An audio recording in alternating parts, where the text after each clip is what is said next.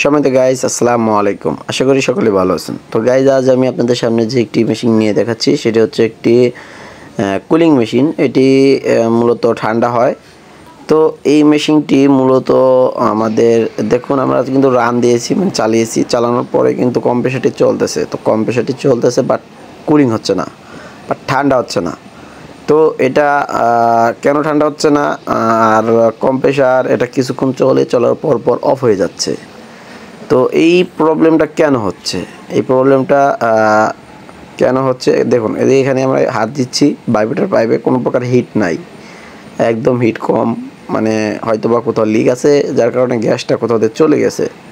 তো ভাইব্রেটরের পাইপের এখানে দেখা যাচ্ছে যে অনেক তেল জাতীয়। তো আমি সব কিছুই চেক করব প্রেশার দিয়ে, তারপর আমি বেসিক যে চেকটা আছে যে কম্প্রেসারটা কিরম চলতেছে। দেখুন এখানে কিন্তু তেল দৌড়াচ্ছে, কম্প্রেসার যে চলতেছে সেটা বোঝা যাচ্ছে, যে এই যে দেখতে পাচ্ছেন যে তেল এই যে নড়তেছে, কম্প্রেসার যে চলতেছে, তেল নড়লে আর কি বোঝা যায় যে কম্প্রেসারটি চলতেছে। তো এটা হচ্ছে অয়েলের লেভেল দেখতে হয়। যদি কম্প্রেসারের অয়েল কমে যায় সেক্ষেত্রেও কম্প্রেসার কিন্তু কিছুক্ষণ পর অফ হয়ে যাবে। তো আমাদের অয়েল লেভেল ঠিক আছে, তেলের যে লেভেলটা সেটা ঠিক আছে, কিন্তু কোনো প্রকার হিট নাই, একদমই হিট নাই, যার কারণে আবার এখানে দেখতে পাচ্ছি যে একটা বাল্ব আছে। এই বাল্বটা যদি প্রবলেম হয় সেক্ষেত্রেও কিন্তু হিট আসবে না, এখানে ব্লক হয়ে থাকবে। তো দেখতে পাই আমাদের এখানে বাল্বটাও ঠিক আছে, তারপরেও হিট আসতেছে না। তো আমাদের কন্ডেন্সার ফ্যানও চলতেছে, তারপর হিট নাই। তো এখানে দেখতে পাচ্ছেন যে কিছুক্ষণ পর যে অফ হয়ে যেত, যার কারণে আমি এখানকার যে সেন্সর আছে বা ব্লাস্টটা আছে সেটা চেক করেছি, সেটা ঠিক আছে। আর এখানে আরেকটি প্রবলেম দেখাচ্ছে, সেটা হচ্ছে দেখুন ই টু ইরোর প্রবলেম দেখাচ্ছে। তো ই2 ইরোর প্রবলেম, এখানে একটি ডট চিহ্ন দেখাচ্ছে, আর এখানে -15°C দেখাচ্ছে। তো তাই সেটা বিষয় না গাইস, ডিসপ্লেতে একটু ফল্ট আছে। আর এখানে ই2 যে প্রবলেমটা দেখাচ্ছে সেটা কেন দেখাচ্ছে সেটা আমি আপনাদেরকে বলে দিচ্ছি। তো এখানে যে লাইন দেখা যাচ্ছে এবং কি কম্প্রেসার বা ডিসপ্লে, এটার যে মূল যে প্রবলেমটা, ই2 যে মূল যে সমস্যাটা সেটা হলো এখানে আরেকটি সেন্সর ছিল। এখানে যেরকম আমরা আইস কাটার আরেকটি সেন্সর চিনি হলো রুম টেম্পারেচার সেন্সর, এই দুটো সেন্সরই মূলত এটার ভিতরে থাকে। তো আমি লাইনগুলো অফ করে নিচ্ছি যেহেতু আমাদের কাজ করতে হবে। এখানে দেখুন ইন্ডাস্ট্রিয়াল সকেটটা, তো ইন্ডাস্ট্রিয়াল সকেটটাকে আমরা খুলে নেব, লাইনটা পুরো ডিসকানেক্ট করে নেব মেশিন থেকে। তো যেটা বলতে চাইলাম গাইস, যে আমাদের যে ইরোর প্রবলেমটা দেখাচ্ছে ই2 লেখা বা ই2 ই3 ই5 যে সমস্যাগুলো থাকে মেশিনের, মূলত এগুলো সেন্সরের কারণেই বেশিরভাগ হয়ে থাকে।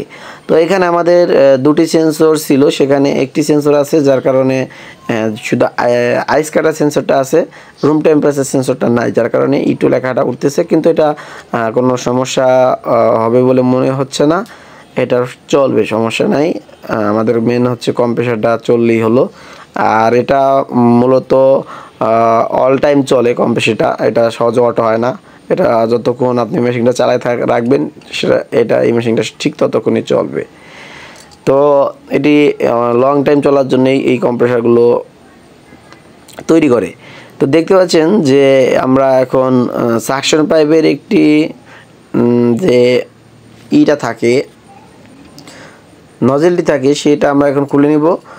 আর এখান থেকে আর কি আমরা গ্যাসটা মাপবো, যে গ্যাসটি মূলত প্রেশার কত আছে। তো এটি হচ্ছে 134 গ্যাস। তো সিলারে মানে এটা হচ্ছে কুলিং সিলার। তো এইগুলো সিলারের বেশিরভাগই 134 গ্যাসগুলোই থাকে এই কুলিং সিলারে। তো এখন আমরা প্রেশার চেক করতেছি, তো প্রেশারে দেখা যাচ্ছে যে একদমই নাই প্রেশার। এর আগে গাইস এখান থেকে কিন্তু প্রেশারটা আসবে না, এখানে আমাদের পিছনে কিন্তু আরেকটি লক করা থাকে যাতে করে এই যে আমার নন হিটার যে মাথাটা আছে দ্বিতীয় গ্যাসটা না চলে আসে। এই যে এই নাটটা কিন্তু ঘুরিয়ে সিলারিতে ঘোরাতে হবে, ঘোরালে আমাদের কিন্তু হুস পাইপে প্রেশারটা আসবে। এই যে এখানে দেখতে পাচ্ছেন এটা 14 নম্বর নাট, এটা যে বাম পাশে চাপ ঘোরালে আর কি আমাদের নন হিটারে প্রেশারটা আসবে। এখন কিন্তু আমাদের হুস পাইপের সাথে কম্প্রেসারের সাথে কানেক্টেড হয়ে গেল। তখন কিন্তু লক ছিল। এটি হচ্ছে এই যে এই বাল্বটার কাজ। তো এই বাল্বটার কাজ যারা না জানেন, কারণ এইগুলো যারা আমরা এসির কাজ করি, আর যদিও সিলার থাকে ফ্যাক্টরিতে, এগুলো কাজ কিন্তু সচরাচর করতে দেওয়া হয় না বা আমরা দেখি না। তো আমি জাস্ট আপনাদেরকে বেসিক ধারণাটা দেওয়ার চেষ্টা করতেছি। তো আমার যদিও ভিডিওটি অনেক লং হয়ে যাচ্ছে, যদি আপনারা ভিডিওটি সম্পূর্ণ টেনে না দেখেন বা পুরোপুরি দেখার চেষ্টা করেন, সেক্ষেত্রে আমি আশা করি আপনারা এইটি সিলার মেশিনের কাজ খুব সহজে করতে পারবেন।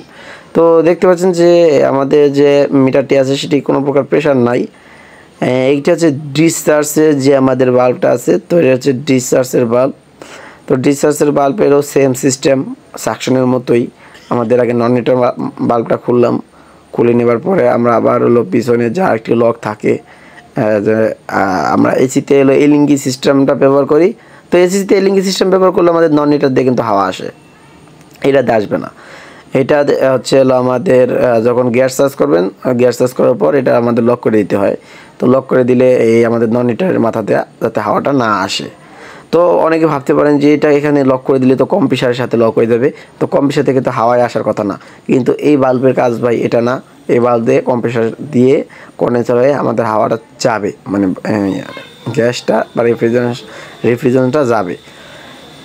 তো গাইস, আমাদের যে বাল্বটি আছে সেটা আমরা খুলে দেখলাম যে আসলে গ্যাসটা দিয়ে ডিসচার্জ দিয়ে আসে কি না, বা অনেকখানে তো অনেক বাল্ব আছে, সে বাল্ব যদি লক থাকে সেক্ষেত্রে কিন্তু ডিসচার্জের কাছে এসে আমাদের লক হয়ে যেতে পারে। মানে আমাদের যে হাওয়ার লাইনটা আছে বা গ্যাসের লাইনটা আছে, ডিসচার্জের পাইপের দিকে কিন্তু লক হতে পারে।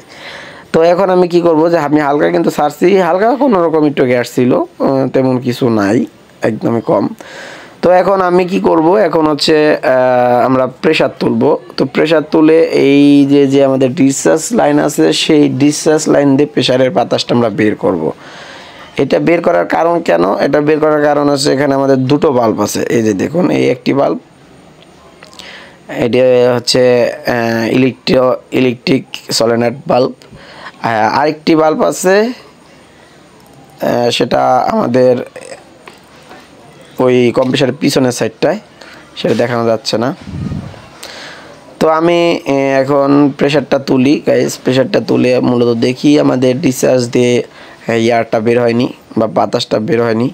যদি বাতাসটা বের হয় তাহলে বুঝবো যে না, বাল্ব সব ওপেনই আছে।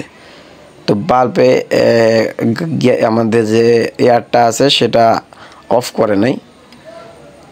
তো এখন আমরা কম্প্রেসার লাইন দেওয়ার জন্য সব কিছু ব্যবস্থা করা হচ্ছে। তো আমরা মূলত এই যে আমাদের 2.5 টনের একটা কম্প্রেসার আছে, এই কম্প্রেসার দিয়েই আমরা এয়ারটা তুলব।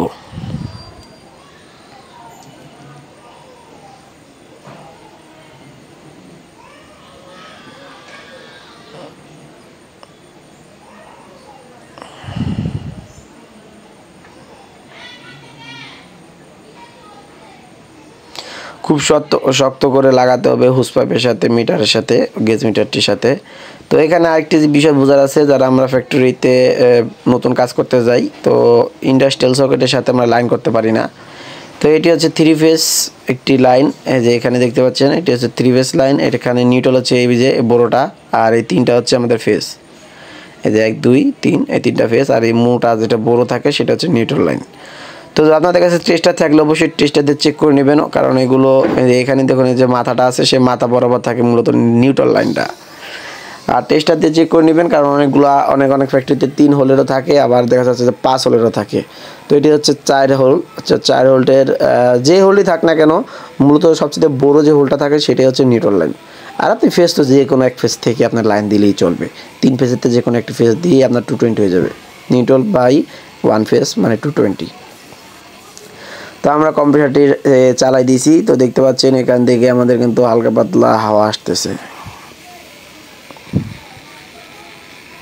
তো দেখতে পাচ্ছেন আমাদের এখান থেকে তেল চলে আসছে, প্রেসার যেহেতু আমাদের সাকশন দিয়ে ঢুকতেছে, ডিসচার্জ দিয়ে চলে আসতেছে, এর মানে আমাদের কোনো বাল্বে লক নাই, অফ নাই। এখন আমাদের দেখতে হবে মূলত গ্যাসটা কেন চলে যায়, আমাদের লিকটা চেক করতে হবে। তো এর আগে আমাদের কি করতে হবে, আমাদের এই বাল্বটা আছে না, এই বাল্বটা আমাদের অফ করে দিতে হবে। আর এর আগে দেখুন এখান থেকে এয়ারটা বের হচ্ছে, আমি একটু কাপড় ধরছি যাতে আপনারা বুঝতে পারেন। তো এয়ারটা খুব স্পিডে বের হচ্ছে। তো আমরা আবার কি করব, এই বাল্ব লকটা অফ করে দেব, এখানকার যে বাল্বটা আছে সেটা অফ করে দেব। লক বাল্বটি ডিসচার্জের অফ করে দেওয়ার পরে এখন আমরা প্রেশার তুলব। প্রেশার দেখি আমাদের যেহেতু এটা অনেক বড় একটি মেশিন, এই মেশিনে আমাদের যে 2.5 টনি কম্প্রেসারটি আছে সেই এটা মনে হয় না 300 প্রেশার উঠাতে পারবে।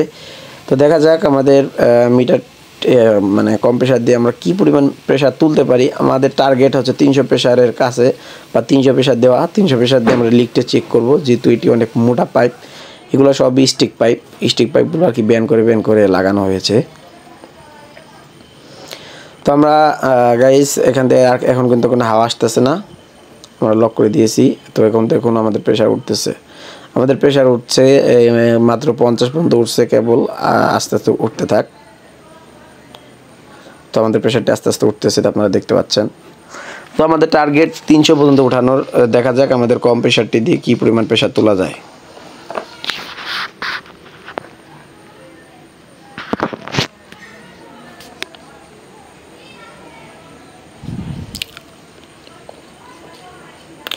একদমই গাইস, একদমই স্লো প্রেশার উঠাইতেছে। তো যার কারণে আমি এইটা ভিডিও করে দেখানোর মতো কিছুই নেই, এটা আমি স্কিপ করে দিব।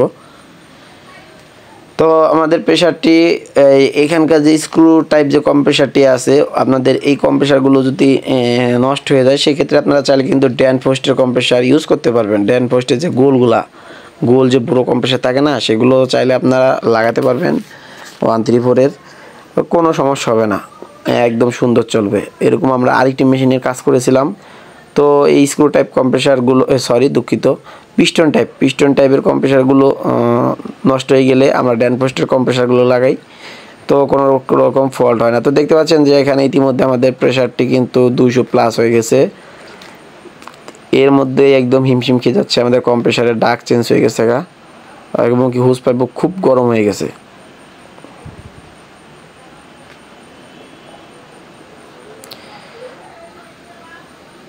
এত পরিমাণ গরম হয়ে যাচ্ছে যে হুজ পাইপটি ফেটে যাওয়ার সম্ভাবনা আছে। তো সময় তো গাইস, এখন আমাদের যে মিটারটি আছে সেটা এদিক দিয়ে লিক করতেছে মনে হয়, এই যে এদিক দিয়ে লিক করতেছে আমাদের মিটারের গোড়া দিয়ে, যার কারণে প্রেশারটি ঠিকমতো তুলতে পারতেছে না। তো এখানে একটি ভুল হয়েছে, সেটি হচ্ছে আমাদের হুজ পাইপটি ঘুরাই দিতে হবে। এই যে আমাদের মাথাটি আছে, কারণ এখানে তো আর নাই, ওয়াশার নাই। আমাদের যে নন এটার মাথার ভিতরে যে অন্যান্য জায়গায় ওয়াশার থাকে, এটার ভিতরে তো ওয়াশার নাই, যার কারণে যে এটার হুজ পাইপের মাথায় যে সাইডে একটু বেঁকা থাকে, এটার মাথায় কিন্তু একটু একটা পিন থাকে, ছোট্ট একটা পিন থাকে। তো এই পিনটাই মূলত বেজে যাচ্ছে, এখন আমরা আবার ঘুরিয়ে আবার প্রেশার দিতে হবে।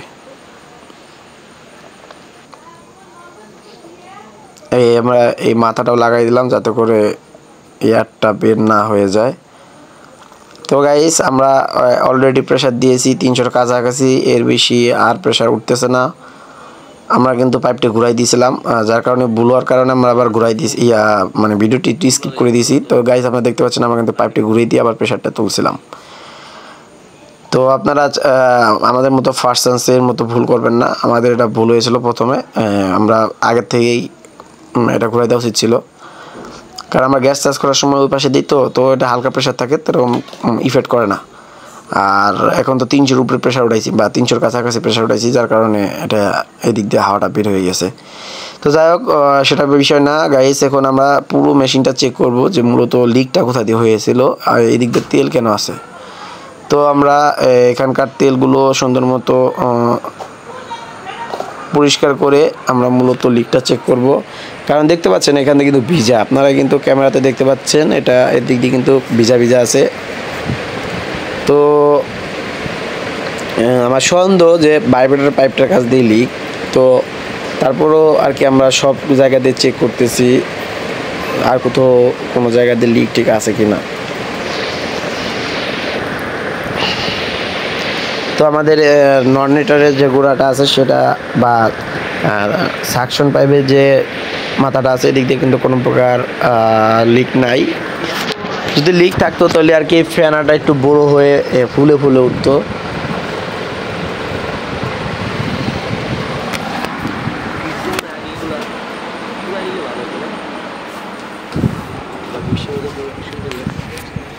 তো গাইস আমরা এখনও কিন্তু কোনো প্রকার লিক পাচ্ছি না।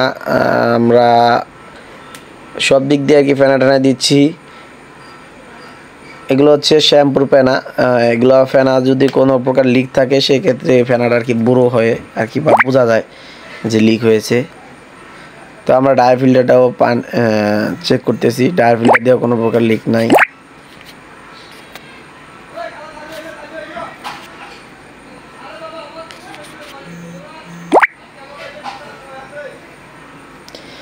তো গাইস আপনারা কিন্তু একদম সূক্ষ্মভাবে প্রায় আপনাদের সময় লাগবে, কারণ ফার্স্ট চান্স যখন আপনারা কাজ করতে যাবেন সেক্ষেত্রে কিন্তু আপনাদের একটু পাইপের যে ওয়ারিংটা আছে সেগুলো একটু বুঝতে সময় লাগবে।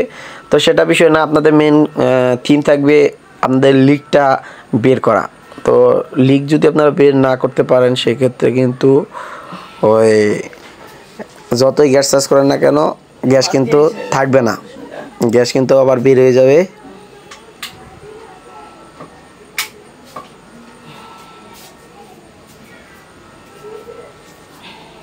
তো গাইস আমরা সম্পূর্ণ প্রেসার ছেড়ে দিয়েছি। সম্পূর্ণ প্রেসার ছেড়ে দেওয়ার পরে এখন হচ্ছে আমরা যে পাইপটি আছে সেই পাইপটাকে ক্লিন করব এবং কি সব কাভার টাভার খুলে ফেলবো।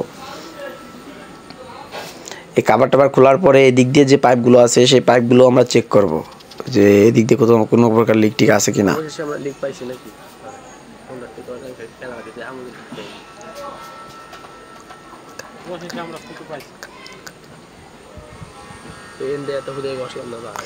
তো গাইস আমরা এদিক দিয়ে লিকটা পেয়েছি। আমাদের এই যে এখানে একটা বড় বিশাল লিক আছে, আমরা কিন্তু এগুলো সব দেখুন পরিষ্কার করছিলাম, তারপরও লিক পাই নাই। তো আমরা লিকটা পেয়েছি হচ্ছে ডিসচার্জ পাইপের একটু নিচে। তো দেখুন কি বড় লিক, এই লিকটা তখন আমাদের চোখে পড়ে নাই, দেখছেন। তো এটা খুবই স্পিডে গেছে যার কারণে আমার ফেনাটা বড় হয় নাই, সাথে সাথে চলে গেছে। আমরা একদম ভিজাই দিতেছি তারপরও ফ্যানাটা থাকতেছে না, যার কারণে তখন আমরা বুঝতে পারিনি। তো এখানে কিন্তু আমরা লিকটা পেয়েছি। তো যেহেতু আমরা এখানে লিকটা পেয়েছি, আর গাইস আমরা কিন্তু অফ ক্যামেরায়ও প্রচুর লিক চেক করেছি, আমরা কিন্তু পাইনি।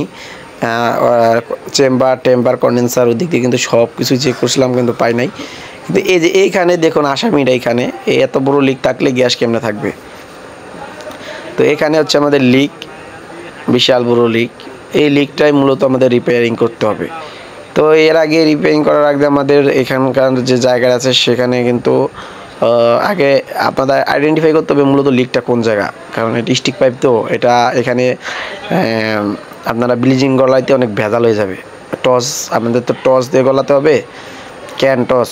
এখানে যদি নাইট্রোজেন বা যে অক্সিজেন আর এবং কি এলপি যে বড় সিলিন্ডারের গ্যাসগুলো থাকে সেগুলোতে জ্বালাই দিলে অনায়াসে দেওয়া যাবে, কিন্তু যে আমাদের যে ক্যানটাস আছে সেটাতে জ্বালাই দিতে একটু হিমশিম খেতে হবে, কারণ এটা অনেক মোটা পাইপ।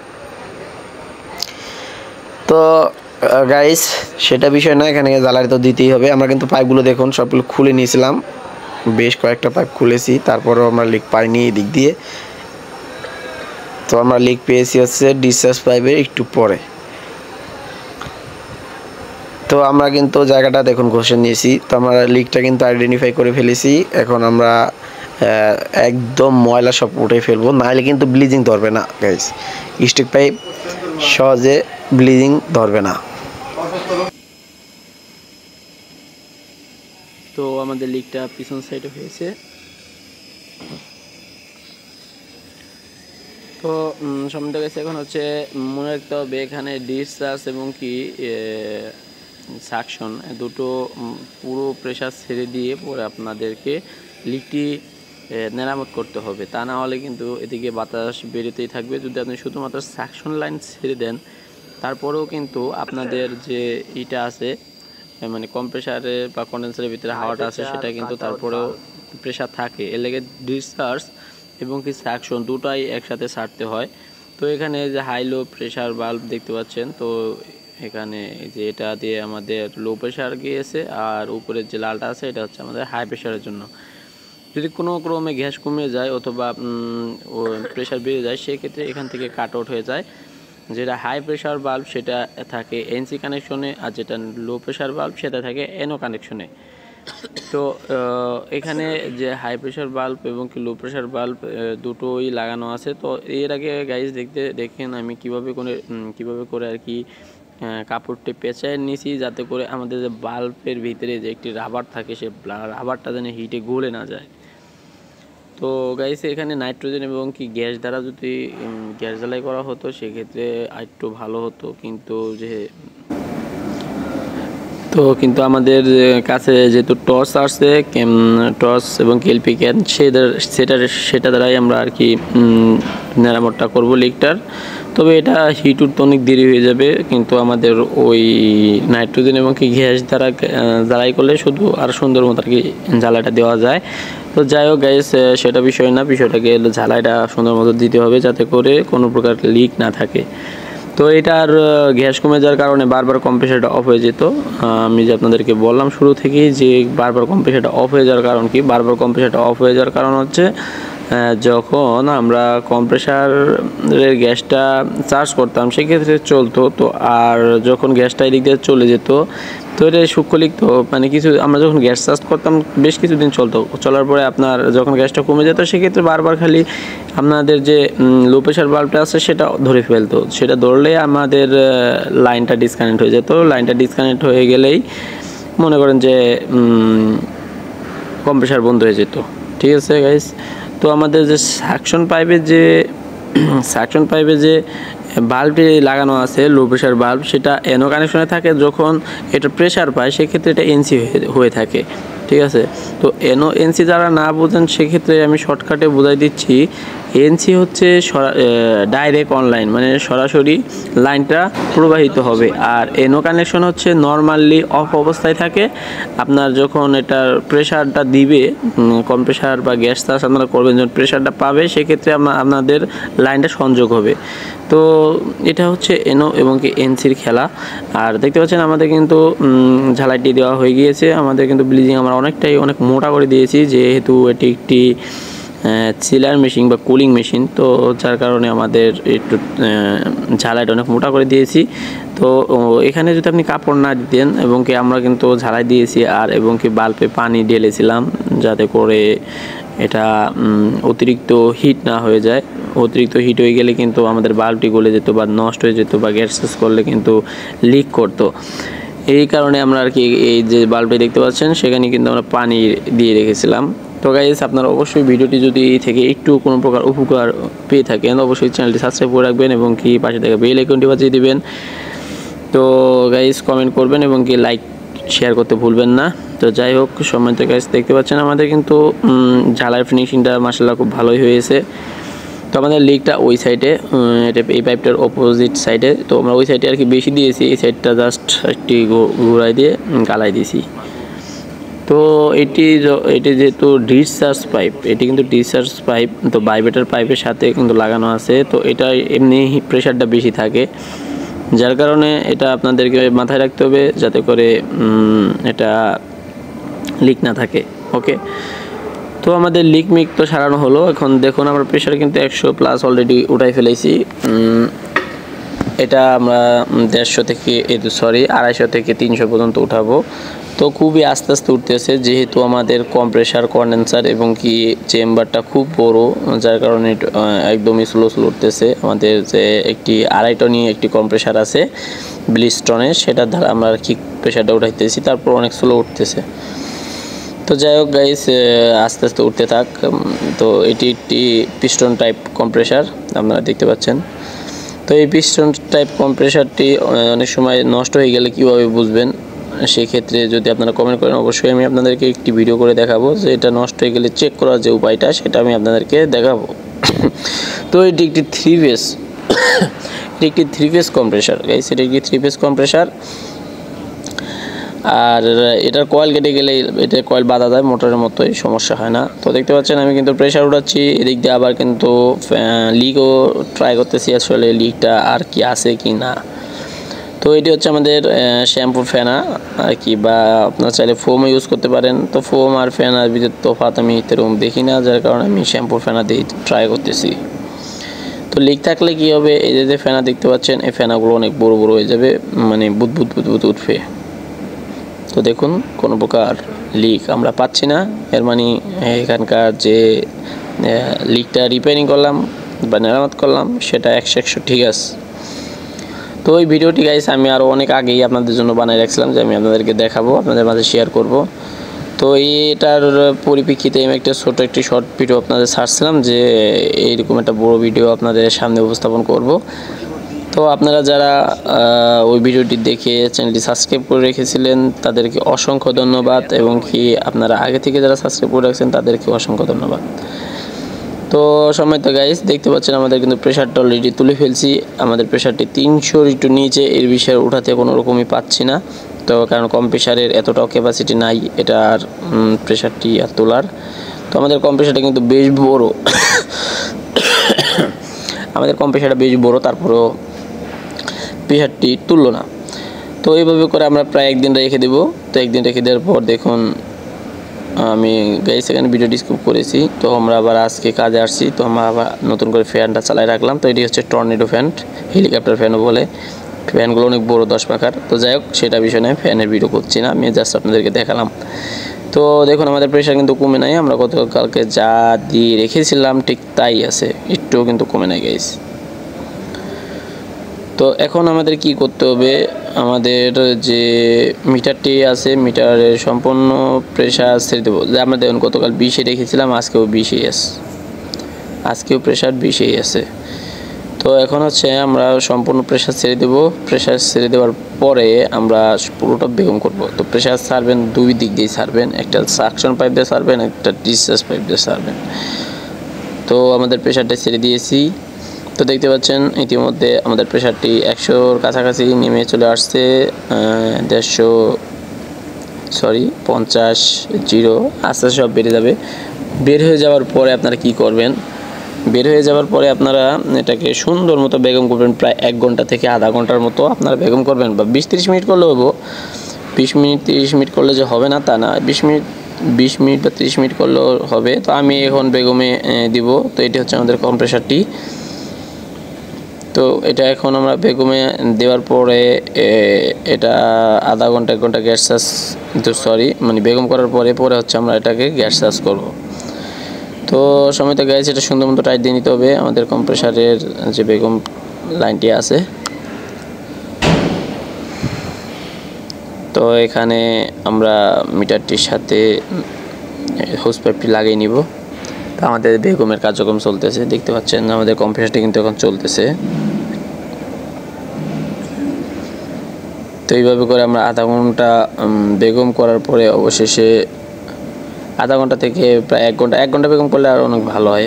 ঠান্ডা যেহেতু এটা একটি কুলিং মেশিন, সেক্ষেত্রে এটা তো সবসময় ঠান্ডা দৌড়াবে, এর লেগে আধা ঘন্টা থেকে 1 ঘন্টা বেগম করলে খুব ভালো হয়। তো আপনাদের যত সময় হাতে সময় থাকলে একটু দীর্ঘ সময় ধরে বেগমটা করবেন। তো আমি দেখতে পাচ্ছেন যে বেগমটা কিন্তু এখন আপনাদেরকে দেখাচ্ছি।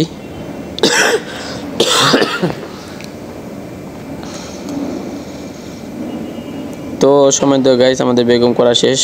এখন আমরা এই মিটারটি খুলে দিব, আগে মিটারটি লক করে পরে হচ্ছে আমরা বাল্বটি খুলব।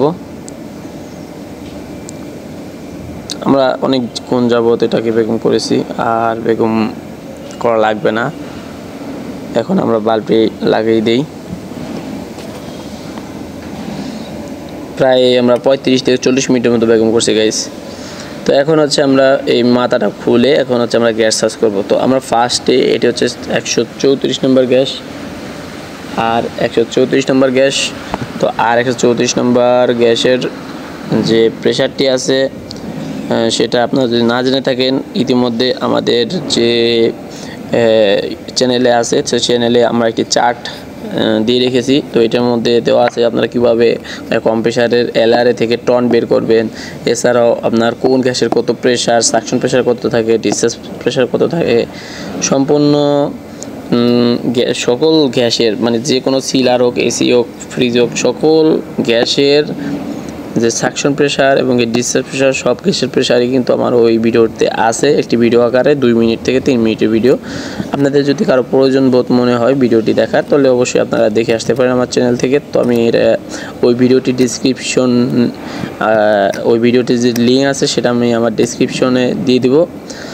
তো এখন হচ্ছে আমরা গ্যাস প্রেশার দেখুন 50-এর কাছে উঠাইছি, অফ অবস্থায় 50-এর কাছে উঠাইছি, কারণ এটা যদি আমরা গ্যাসটা একটু না দিই সেক্ষেত্রে আমাদের যে বাল্বটি আছে সেই বাল্ব কিন্তু ধরবে না।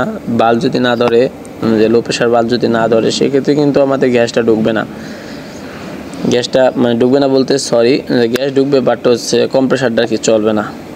কম্প্রেসারটা না চললে তো পরবর্তীকালীন আমরা গ্যাসটা দিব কিভাবে। তো অফ অবস্থায় আপনাদেরকে গ্যাসটা চার্জ করতে হবে কিছুটা 80%, 80 বলতেছি 30% যদি আপনার গ্যাসটা অফ অবস্থায় দেন, বাকিটা এমনিতে কম্প্রেসার চালু হওয়ার পরে আরামসে দিতে পারবেন। তো সমেত গাইজ ভিডিওটি কেমন হলো অবশ্যই কিন্তু কমেন্ট করবেন, কমেন্ট করতে ভুলবেন না, কারণ আপনাদের জন্য ভিডিওটি এত কষ্ট করে বানানো। তো এখানে আমরা 30 মিনিটে যা দেখানোর প্রয়োজন আর কি, মেন যে মূল থিম সেগুলো কিন্তু 30 মিনিটের ভিতরে দেখানোর চেষ্টা করেছি। তো আমাদের কাজ করতে প্রায় একদিন লেগেছিল। তো অনেক কাটছাট করে, অনেক শর্ট করে আপনাদেরকে ভিডিওটি দিয়েছি।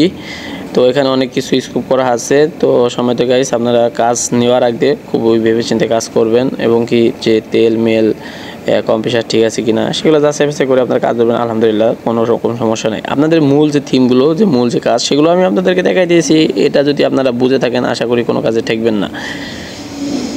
তো গাইস এখন আমাদের গ্যাস চার্জ করা শেষ, আমাদের ডিসচার্জেও হিট চলে আসছে খুব সুন্দর। ঠান্ডাটাও মোটামুটি হয়তো এখন আসার কথা। তো দেখুন -15 ডিগ্রি। তো ঠান্ডাটাও গাইস হালকা পাতলা আসছে। তো আমি হালকা পাতলা গ্যাস দিচ্ছি, এখনও ফুল দেয়নি। তো গাইস যেহেতু এই যে আমাদের চেনও দৌড়াচ্ছে। তো সময় তো গাইস এই ছিল আজকের এই ভিডিওটি দেখে যদি উপকার হয় অবশ্যই চ্যানেলটি সাবস্ক্রাইব করে রাখবেন, এবং কি পাশে থাকা বেল আইকনটি বাজিয়ে দেবেন। সবাই কমেন্ট করবেন, শেয়ার করবেন। আর এখানে আপনারা সকল ধরনের ভিডিও আপনারা পেয়ে থাকেন, এসি থেকে ফ্রিজ এবং কি ইলেকট্রিক সকল ধরনের ভিডিও আপনারা কিন্তু পান। তো গাইস সবাই ভালো থাকুন, সুস্থ থাকুন। আসসালামু আলাইকুম রহমতুল্লাহি ওয়া বারাকাতুহু।